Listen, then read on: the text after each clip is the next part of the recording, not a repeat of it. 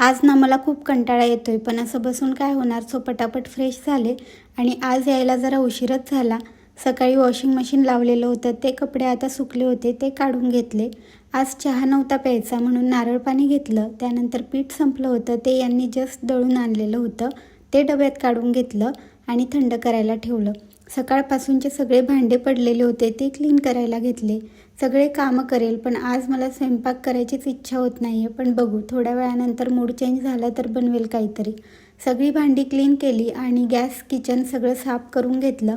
यांनी येताना माझ्यासाठी चॉकलेट आणली होती, ती खाल्ली आणि मग म्हटलं चला जास्त काही कुकिंग नाही तर कमीत कमी मॅगी तरी बनवू. मॅगी बनवायला घेतली आणि त्यांना ना मॅगी एक्स्ट्रा स्पायसी आणि सुपी अशी आवडते. मग मस्त अशा 2 तिखट मिरच्या टाकल्या आणि मॅगी तयार केली.